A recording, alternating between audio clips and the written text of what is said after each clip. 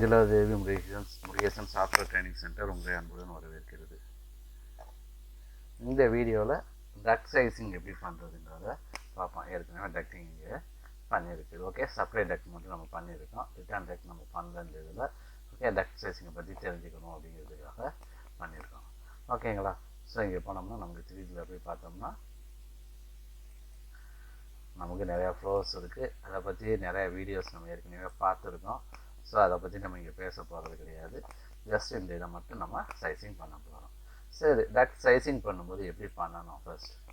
So எல்லா ரூமுக்கும் நான் பண்ணி வச்சுருக்கேன், மொத்தமாக எடுத்து பண்ணணுமானா அப்படி பண்ணாதீங்க. பண்ணிங்கன்னா ப்ராக்டிக்கலாக நிறைய ப்ராப்ளம் வரும். ஓகேயா?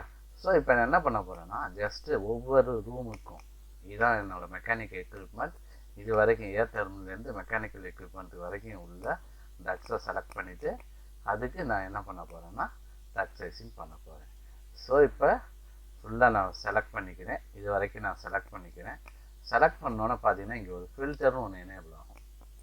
அதை செலக்ட் பண்ணிவிட்டு நான் என்ன பண்ணுறதுன்னு செக் நான்னு சொல்லிவிட்டு டக்ட்டுன்னு கொடுக்குறேன். கொடுத்துட்டு ஓகேன்னு கொடுத்தேன்னா இப்போ எனக்கு டக்ட்டு மட்டும் செலக்ட் ஆகிடும். டக்ட் ஃபிட்டிங்கும் செலக்ட் ஆகலை, எனக்கு டக்ட் ஃபிட்டிங்கும் செலக்ட் ஆகணும். சாரி, ஸோ நாங்கள் டக்ட்டு மட்டும் தான் கொடுத்துருக்கேன்.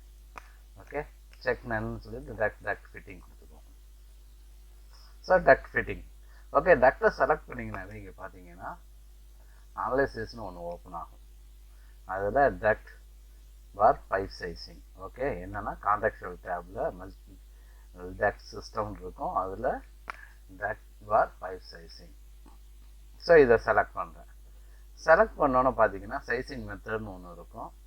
அதில் வெலாசிட்டின்னு இருக்குது. புல் டவுன் இதை நீங்கள் கிளிக் பண்ணிங்கன்னா உங்களுக்கு ஒரு 4 விதமான சைசிங் மெத்தட் காட்டும். ஒன்று friction, velocity, equal friction, static regain. இந்த ஈக்குவல் ஃப்ரிக்ஷன், ஸ்டாட்டிக் ரிகெயின் ரெண்டுமே வந்து ஆஷ்ரியோட ஃபிட்டிங் ஸ்டாண்டர்ட்ஸில் வருது. இதெல்லாம் இதில் வராது. ஓகே, ஒன்று நான் ஃப்ரிக்ஷன் செலக்ட் பண்ணலாம், வெலாசிட்டி.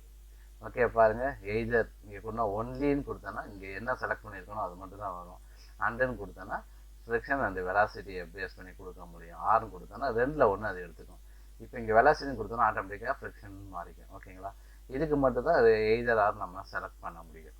மற்றபடி ஈக்குவல் ஃப்ரிக்ஷன், ஸ்டாட்டிக் ரிகெயின் இதுக்கெல்லாம் வந்து அந்த மாதிரி கிடையாது.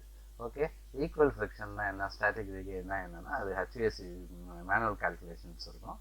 அதில் பார்த்தீங்கன்னா தெரிஞ்சுக்கலாம். ஓகே, இஃப் பாசிபிள் நான் பின்னாடி வந்து இதை பற்றி நான் போகிறேன். ஈக்குவல் ஃப்ரிக்ஷன் மெத்தட்னா என்ன, ஸ்டாட்டிக் ரிகெயின் மெத்தட்னா என்னங்கிறத நான் பின்னாடி நான் உங்களுக்கு சொல்கிறேன். இன்னொரு வீடியோவை நான் போடுறேன். ஓகேங்களா? ஏன்னா அதுக்குள்ளே போனோம்னா ரொம்ப நிறைய ஆகும். ஸோ ஃப்ரிக்ஷன், ஸோ எவ்வளோ ஃப்ரிக்ஷன் நம்ம கொடுக்கணும். Okay, inches water gauge per 100 feet. Okay, இங்கே கொடுத்தது 0.1 inches water gauge per 100 feet. 100 feet-க்கு 0.1 inches water gauge friction.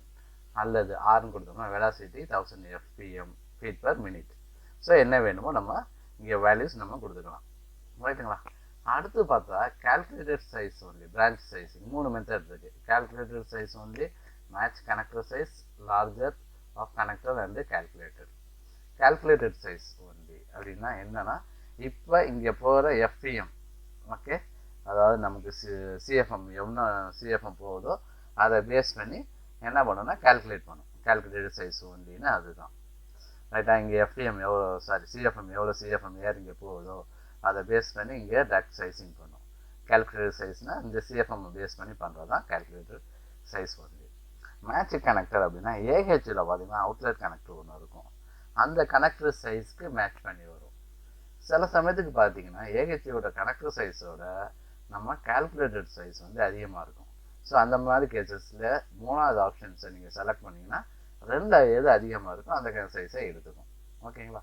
But இப்போ இந்த 2வது மெத்தட் 3வது மெத்தட் செலக்ட் பண்ணுறதுக்கு, சைசிங் செலக்ட் பண்ணுறதுக்கு என்னன்னா ஏஹெச்சியை செலக்ட் பண்ணியிருக்கணும். ஏஹெச்சியை மட்டும் செலக்ட் பண்ணால் பத்தாது. சப்ளையர் யார், அதாவது வெண்டார் யார், ஏஹெச்சி சப்ளையர், அவங்க மேனுஃபேக்சரர் யார், அந்த டீட்டெயில் நமக்கு வேணும். ஏன்னா அதில் தான் அவுட்லெட் டக்ட் சைசிங் இருக்கும். அந்த சைசிங்கை பேஸ் பண்ணி நம்ம எடுக்கிற மாதிரி இருக்கும். ஸோ இப்போ கால்குலேட்டட் சைஸ் ஒன்லி. அடுத்து ரெஸ்ட்ரிக்ட் ஹைட் வித். ஓகே, இது என்ன ரெஸ்ட்ரிக்ட் ஹைட்? இப்போ உதாரணத்துக்கு இந்த இதிலே பார்த்தீங்கன்னா ஃபால் சீலிங் 10 feet இருக்குது, லெவல் 2 வந்து 12 feet இருக்குது. அப்போனா நான் என்ன பண்ண போகிறேன், ஃபால் சீலிங்கில் தான் நான் கொண்டு போக போகிறேன். ஸோ ஃபால் சீலிங் 10 feet இது வந்து ரூஃபோட டாப் வந்து 12 ஃபீட்டில் இருக்குது. ஓகேங்களா? ஸோ ஃபால் சீலிங் இப்போ என்னென்னா ரூஃபோட டாப் தான் வந்து லெவல் 2 நம்ம கொடுத்துருக்கோம். ரைட்டுங்களா? ஆக்சுவலாக 2 ஃபீட், மொத்தமாக ரெண்டுக்குள்ள டிஃப்ரென்ஸ் 2 ஃபீட். உண்மையிலே எனக்கு 2 ஃபீட் கேப் இருக்குமாங்க? இருக்காது. ஏன்னா 12 ஃபீட்டுங்கிறது top of the slab. So அப்போனா அதுக்கு கீழே எனக்கு 5 இன்ச்சு பார்த்தீங்கன்னா என்ன கொடுத்துருக்கோம்? ரூஃப் கொடுத்துருக்கோம். அப்போனா 2 அடினா 24 இன்ச்சு. 24 இன்ச்சில் 5 இன்ச்சு போச்சுன்னா 19 இன்ச். ஓகே. ஸோ அடுத்து ஃபால் சீலிங். ஃபால் சீலிங் வந்து என்னென்னா 10 ஃபீட்னு கொடுத்துருப்பாங்க. ஜென்ரலாக அது பாட்டம் ஆஃப் தி சீலிங்கில் இருக்கும். ஸோ சீலிங் திக்னஸ் 2 இன்ச்சுன்னு வச்சுருக்கோம். ஓகேங்களா? 19ல் 2 போனுச்சுன்னா 17 இன்ச்சு. ஸோ நான் டக்ட்டுக்கு இன்சுலேஷன் பண்ணணும். பர் சைடு 1 இன்ச்சு வரும். இப்போ அப்போனா என்ன ஆகும்? 2 இன்ச்சு அதில் போயிடும். 17ல் 2 போனால் 15. அதுக்கப்புறம் நான் கிளாம்ப் பண்ணணும், ஏன்னா ஃபிக்ஸ் பண்ணணும் இல்லை. ஸோ அதில் ஒரு 4 இன்ச். ஸோ இந்த மாதிரி போனீங்கன்னா சைஸஸ் பார்த்தீங்கன்னா எனக்கு அங்கே 10 அல்லது 12 இன்ச்சு தான் நான் கொடுக்குற மாதிரி இருக்கும். ஸோ இங்கே நான் டக்ட் சைசிங் பண்ணுவேன். 24 இன்ச்சு வந்தால் என்னால் அங்கே கொண்டு போக முடியுமா? ஸோ அப்போ நான் என்ன பண்ணுவேன்? ரெஸ்ட்ரிக்ட் ஹைட்டுன்னு நான் கொடுத்துருவேன். ரெஸ்ட்ரிக்ட் ஹைட்டுன்னு கொடுத்தேன்னா என்ன பண்ணுன்னா அது ஆட்டோமேட்டிக்காக வித்தை அட்ஜஸ்ட் பண்ணிடும். ஓகே. ஸோ ரெஸ்ட்ரிக்ட் வித்தும் கொடுக்க முடியும். வித்துன்னு கொடுத்தீங்கன்னா இங்கே சைசிங் மெத்தடில் ஃப்ரிக்ஷன்ஸில் வேல்யூஸை சேஞ்ச் பண்ணுற மாதிரி இருக்கும். ரைட்டுங்களா? ஓகே, கொடுத்துறேன். பார்த்தீங்கன்னா இங்கே எனக்கு ஒரு எரர் மெசேஜ் வருது. ஓகே. ஸோ ஏன் அப்படின்னா இப்போ இதை ஜூம் பண்ணி பார்த்தீங்கன்னா ஆக்சுவலாக நம்ம வந்து அங்கே கொடுத்தது 12 ஃபீட் கொடுத்துருப்போம். சாரி, இதை கேன்சல் கொடுத்துட்றேன். சாரி, 12 ஃபீட்டில் 12 இன்ச். சைசிங் பண்ணோன்னா 10 இன்ச் வந்துருச்சு. ரைட்டுங்களா? இப்போ பாருங்கள், நான் திருப்பி நான் இதை சைசிங் பண்ணுறேன். சும்மா இதை மட்டும் செலக்ட் பண்ணுறேன், சைசிங் கொடுக்குறேன். பாருங்கள் என்ன சைஸ் இருக்குது? 10 இன்ச் இருக்குது. ஓகே. ஸோ முன்னாடி ஏன் நமக்கு அந்த எரர் வந்துச்சு அப்படின்னா இப்போ 3Dயில் போய் பார்ப்போம். ஸோ நான் எல்போவும் வந்து 10 இன்ச் வரும். அப்போனா இந்த இதோட இன்லெட் என்ன இருக்குது? 12 இன்ச்சில் இருக்குது. இது எல்போ வந்து 10 இன்ச்சுக்கு மாறிடுச்சு. அப்போனா அந்த எல்போவையும் ஏர் டெர்மினல் கனெக்ட் பண்ணுறதுக்கு எனக்கு ஒரு ரெடியூசர் போடுற மாதிரி இருக்கும்.